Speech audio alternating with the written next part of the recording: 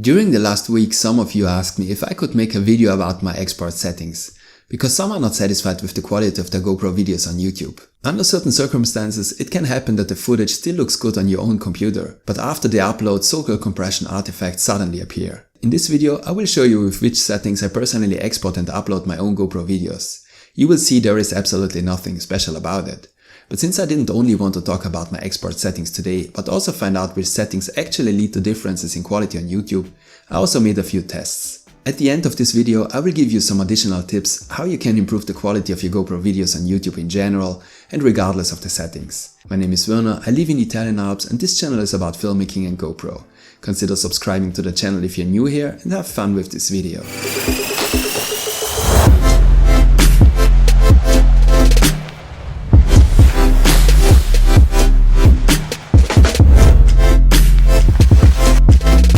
In autumn, I have seen on YouTube a video by Casey Neistat in which he introduces the GoPro Hero 7.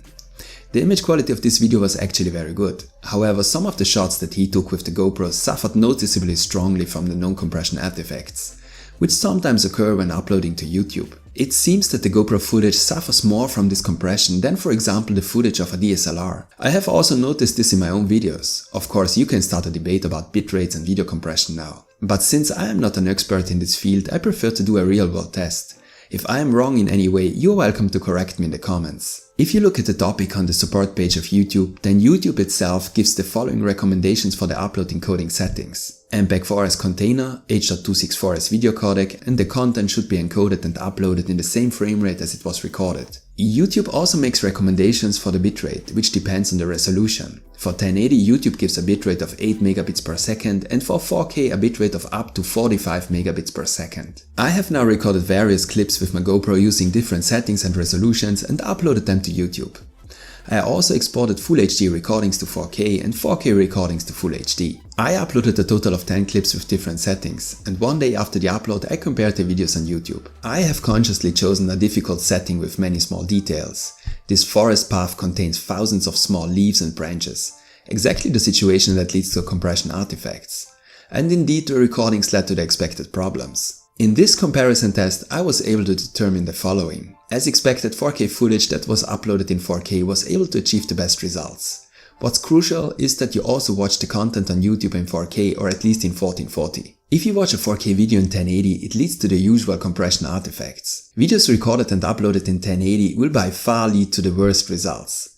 And I'm not talking about the overall image quality, but about the results of the YouTube compression. A video shot in 1080 and exported to 4K gives better results. However, in my opinion, there is only a decisive difference if you watch the video on YouTube in 4K or 1440. You can check this by changing the resolution of your YouTube player and watching these recordings in different resolutions.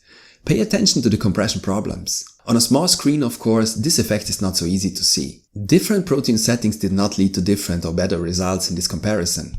The same is true for different frame rates. As expected, you can say that it is recommendable to upload even a Full HD clip in 4K. Now let's get to the settings I normally use for my GoPro videos. I use Final Cut Pro and never use compressor to export my videos to YouTube.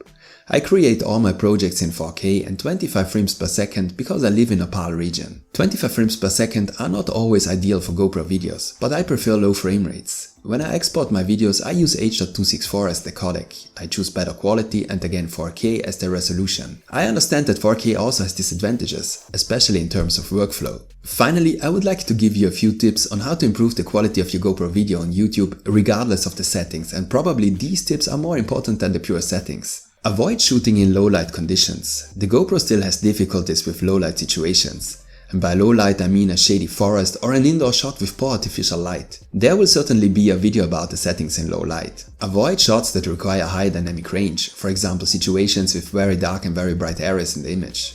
The GoPro can't handle this well and the bright areas in the image will mostly burn out. Pay attention to situations with many small details, such as a leaf forest or the water surface. These are exactly the situations that lead to compression artifacts. With this I would like to say goodbye from the Alps for today. If you liked this short video, give me a like as feedback and I will see you next time.